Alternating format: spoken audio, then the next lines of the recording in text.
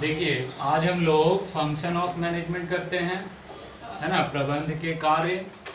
तो सबसे पहले तो यही याद रहना चाहिए कि मैनेजमेंट के कितने फंक्शन हैं। ऑब्जेक्टिव में पूछा जाता है, कई बार पूछा गया है। फिर उसके बाद फंक्शन ऑफ मैनेजमेंट एकदम बहुत इंपॉर्टेंट क्वेश्चन है, सब्जेक्टिव में भी पूछा जाता है, ऑब्जेक्टिव में भी पूछा जाता है और सब्जेक्टिव में भी कई बार पूछा गया है। और ये क्वेश्चन आपका इंटरप्रेन्योरशिप में भी पूछा गया है। पहले ही बताए थे कि इंटरप्रेन्योरशिप में जो 17 नंबर चैप्टर है बिजनेस स्टडी का, वो पहला चैप्टर है।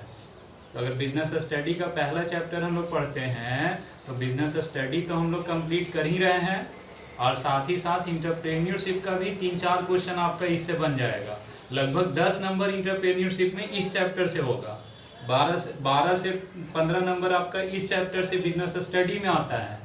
और अगर इसको याद रखते हैं तो आपको आगे के बिजनेस स्टडी का 5 चैप्टर याद रह जाएगा। बिजनेस स्टडी में ये 5 गो नाम नहीं है, ये 5 गो चैप्टर है बिजनेस स्टडी का।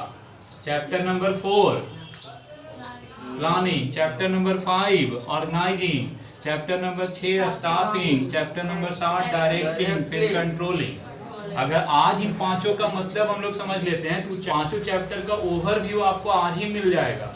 ऊपर से आप उन 5 चैप्टर को कुछ ना कुछ समझ लीजिएगा। अगर इतना समझ लेते हैं तो एक क्वेश्चन ये नहीं है, ये कहीं तो आगे के 5 चैप्टर का ओवरव्यू है, एकदम इजी है। सबसे पहले प्लानिंग का मतलब क्या होता है कि भाई किसी भी काम को करने से पहले सोच विचार करना।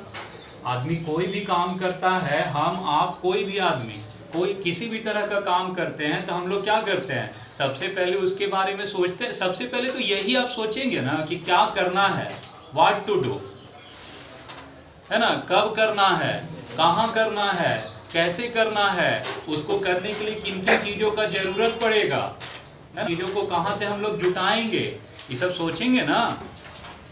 कोई भी कभी कभी ही होता है कि आदमी बिना सोचे अचानक से कोई काम कर दिया, है ना। कभी कभी ऐसा होता है, आदमी बोलता है कि हाँ भाई हम तो सोचते भी नहीं थे कि ये करना पड़ेगा।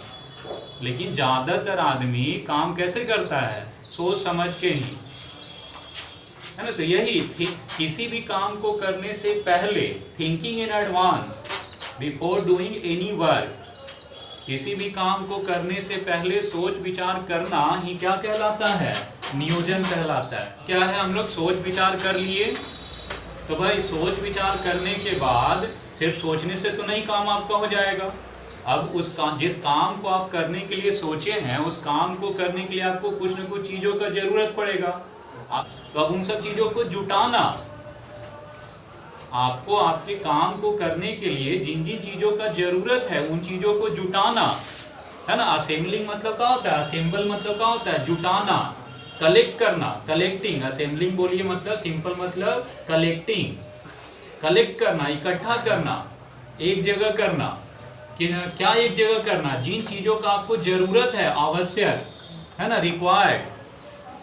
फिजिकल रिसोर्सेज, फिजिकल मतलब क्या, जिसका साइज हाइट होता हो, है ना, वेट होता हो, उसको फिजिकल कहते हैं।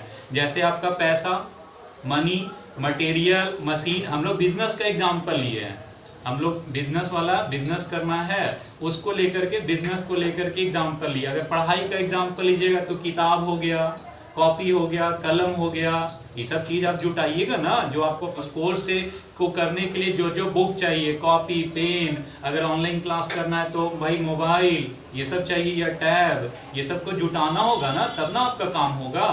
कोई भी काम करना है सिर्फ सोचने से, सिर्फ प्लानिंग करने से तो नहीं होगा।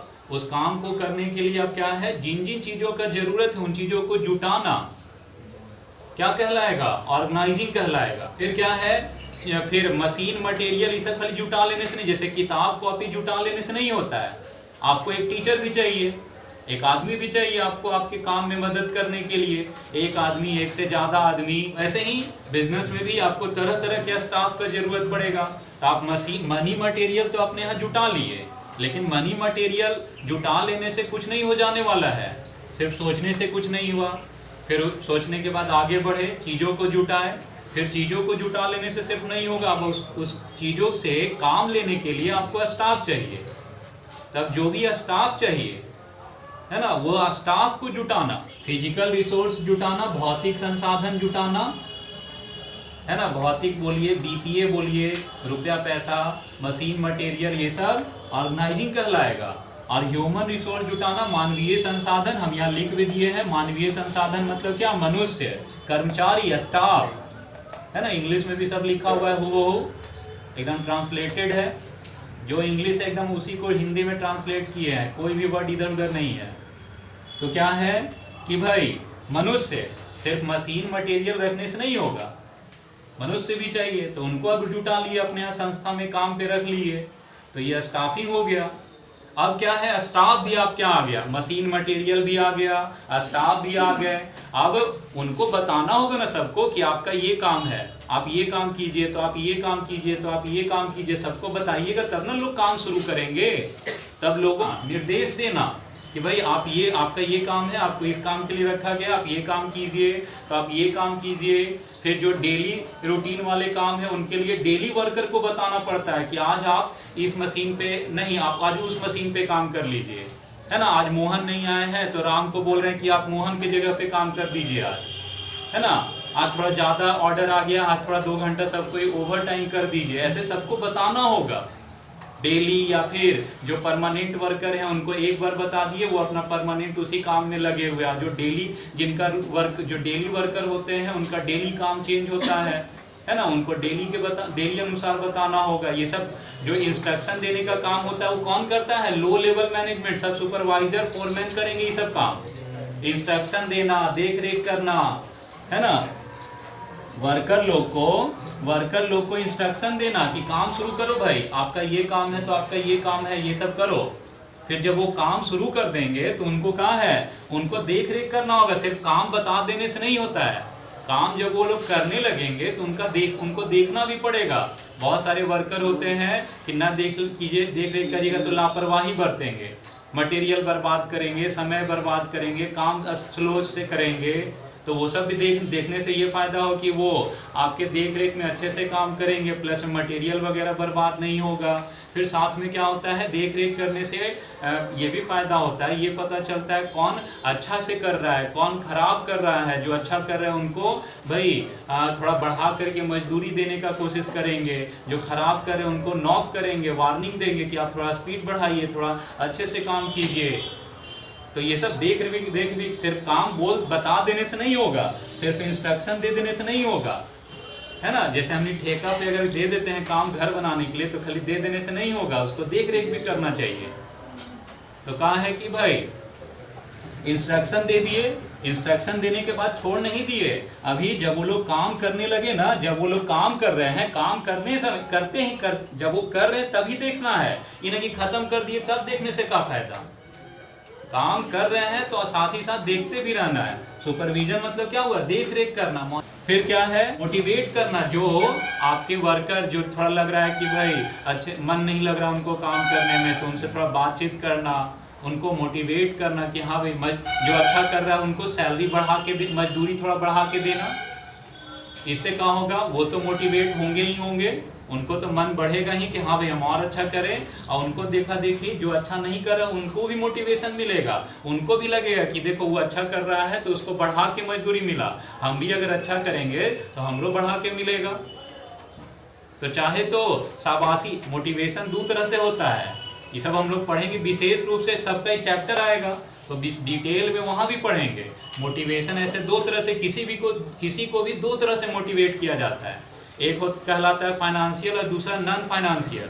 जैसे मान लीजिए आपका हम टेस्ट लिए, टेस्ट में आप अच्छा किए, तो टेस्ट में अच्छा करने के बाद सबके बीच में आपको बुला करके और आपको सबके बीच में बोले कि देखिए, क्लैपिंग करवाए सब बच्चा लोग से, है ना, कि देखिए भाई देखिए बच्चा, देखिए आप ही लोग के साथ पढ़ते हैं, सबके साथ ही पढ़ा रहे इनको भी, लेकिन इनका देखिए इतना अच्छा मार्क्स आया, आप लोग का कम क्यों आया। तो ये हुआ नॉन फाइनेंशियल। एक होता है फाइनेंशियल। फाइनेंशियल मतलब क्या हो गया कि भाई जैसे आप अच्छा मार्क्स लाए तो आपको कुछ गिफ्ट दिया गया, है ना। गिफ्ट तो पैसे से ही ना खरीदा जाएगा, कितना रुपए का है तो बोला ही जा सकता है कि कितना रुपए का गिफ्ट है, तो वो हो गया फाइनेंशियल। जैसे ये सब करना क्या कहलाता है, ये सब आपका डायरेक्टिंग कहलाएगा। अब क्या है, अब देखिए लास्ट में कंट्रोलिंग। तो कंट्रोलिंग में आखिर करते क्या है हम लोग? तो कंट्रोलिंग में टाइम पे है ना, एक इंटरवल पे 2 दिन 4 दिन अपने अनुसार एक इंटरवल पे क्या करना चाहिए, जितना काम हो गया है उस काम को जितना हम सोचे थे उससे मिलाना कि उतना हुआ कि नहीं हुआ, वैसा हुआ कि नहीं हुआ जैसा सोचे थे। अगर वैसा हो रहा है तब तो ठीक है, लेकिन अगर वैसा नहीं हो रहा है ना, लेकिन अगर वैसा नहीं हो रहा, देखिए क्या करना है, कंट्रोलिंग में एक वर्ड आता है डेविएशन, जिसका सिंपल मतलब है डिफरेंस, है ना। पूछा भी जाता है डेविएशन क्या होता है, कितने प्रकार के होते हैं डेविएशन? 2 प्रकार का ऐसा होता है, पॉजिटिव डेविएशन, नेगेटिव डेविएशन। मतलब आपका जो है, आप जब दोनों को मिलाएं, प्रेजेंट परफॉर्मेंस को प्लान परफॉर्मेंस से मिलाएं, तो एक्चुअल जितना आप किए हैं, प्रेजेंट में जितना किए हैं वो प्लान से ज़्यादा भी हो सकता है। ज़्यादा अगर है, एक्चुअल में आप ज़्यादा कर लिए, अच्छा कर लिए, तो आप पॉजिटिव डेविएशन कहिएगा। लेकिन अगर एक्चुअल में जितना सोचे थे उससे कम हुआ तो नेगेटिव डेविएशन, माने आप कमी में हैं, कम आप कर रहे हैं, जैसा सोचे थे, जितना सोचे थे वैसा नहीं हुआ। तो ऐसे में क्या है, आपको सुधारने की जरूरत है। अगर डेविएशन नेगेटिव है, देखिए डेविएशन अगर नेगेटिव है तब आपको क्या करना होगा, सुधारने का जरूरत है, करेक्टिव एक्शन का जरूरत है। अगर डेविएशन पॉजिटिव है तो करेक्टिव एक्शन नहीं लेना है। लेकिन अगर नेगेटिव डेविएशन आया, माने एक्चुअल में जितना सोचे उतना नहीं हो रहा है, तो भाई क्यों नहीं हो रहा है, इसका कारण पता लगाइए, उस कारण को सुधारने के लिए भाई एक्शन लीजिए, है ना। और यही नहीं कीजिएगा तो आपका जो लक्ष्य है वो नहीं प्राप्त होगा, है ना, डिले होगा, देरी होगा लक्ष्य को प्राप्त करने में, या फिर नहीं भी प्राप्त हो सकता है अगर एकदम नहीं कंट्रोल कीजिएगा तो इस तरह से आप क्या है, मैनेजमेंट के फंक्शन हम लोग किए।